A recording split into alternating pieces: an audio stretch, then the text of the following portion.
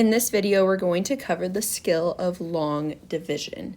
Long division is just a step-by-step way that we can solve problems that are dividing a typically large dividend by a 1 or 2 digit divisor. In order to remember that step-by-step method, we have come up with our division family. In that division family, there is a dad, mom, sister, brother, and then eventually we're going to talk about Rover, the little dog within the division family. But today we're just going to focus on those first 4 letters, D, M, S, B. Each of those letters stands for a step in the long division method. D stands for divide. M stands for multiplication. S stands for subtract. And B stands for bring down.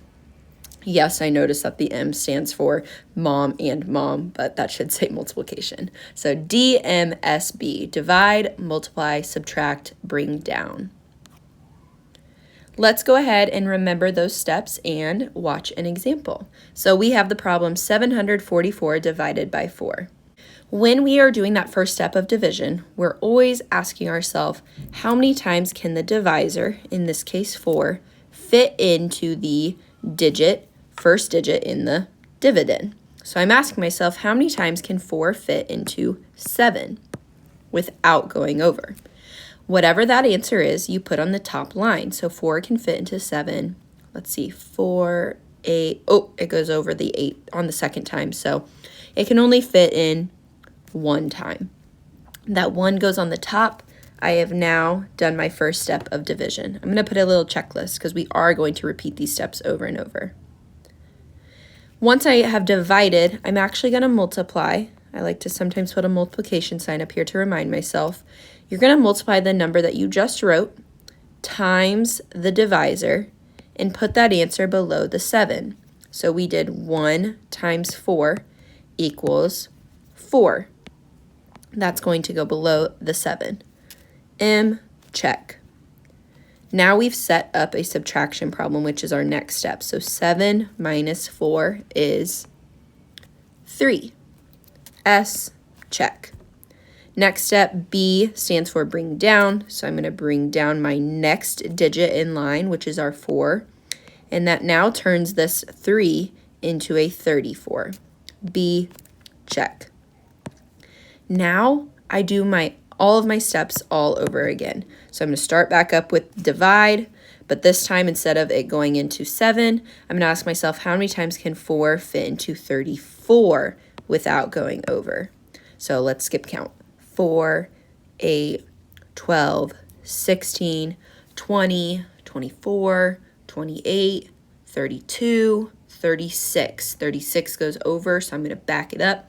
4 can go into 34 8 times without going over. That 8 goes on the top line.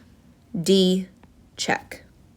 Now I'm going to multiply. I multiply the number that I just wrote, so I'm going to multiply that 8 times the 4 and put the product down below. So 8 times 4 is 32. M, check. That sets up my next step of subtraction. 34 minus 32 is 2. S, check. B, bring down. So now I have the new number of 24. I'm going to do all of my steps again, starting with division, asking myself, how many times can 4 fit into 24 without going over? 4, 8, 12, 16, 20, 24. Oh, it lands right on 24. So 4 can fit into 24 6 times without going over. D, check. M stands for multiplication, multiplying the number we just wrote times the divisor. So 6 times 4 is 24. Setting up my next step of subtraction where I get a 0. Now I'm on my step bring down, but there's no more digits to bring down. What this means is we are officially done with our problem. Once you get to the point where there's no more digits to bring down and you're on that step B, you're done. And your final answer, your quotient, is that number that's on the top line. So 744 divided by 4 is 186. Let's try another one. Step 1 is divide. How many times can 3 fit into the first digit, which is 8? So skip count, 3, 6, 9. Oh, it can only fit in 2 times without going over. That 2 goes on top. D, check. Multiply the number you just wrote times the 3. Put that product down below the 8. So 3 times 2 is 6. M, check. Subtract 8 minus 6 is 2. Bring down, turning that 2 now into a 20. Check. Now I just repeat all of those steps again. How many times can 3 fit into 20? That's my dividing step. 3, 6, 9, 12, 15, 18, 21. That goes over. So I'm going to do 3 can fit into 26 times without going over. I'm going to go ahead and multiply that 3 times 6. D, check. Now I multiply 6 times 3 to get 18. Setting up my next step, which is to subtract. Getting us a 2. S, check. Bring down the next digit. 24. Now I do all the steps again. So this time I'm going to ask, how many times can 3 fit into 24 without going over? 3, 6, 9, 12, 15, 18, 21, 24, landing perfectly on 24. So I can multiply 3 times 8 to get to 24. D, check. 8 times 3 is 24. M, check. Subtract, getting me a 0 at the end. S, check. Now I'm on that bring down step. There's nothing else to bring down, so I know I'm done. 804 divided by 3 is 268. Last one that we're going to try together. Same steps. This time, asking myself how many times to start this off. How many times can 6 fit into the number 2 without going over? And if I skip count by 6s, I start with the number 6, which is already over the number 2. So in this case, 6 can't fit into 2 any times. So I'm going to put a 0 at the top. D, check.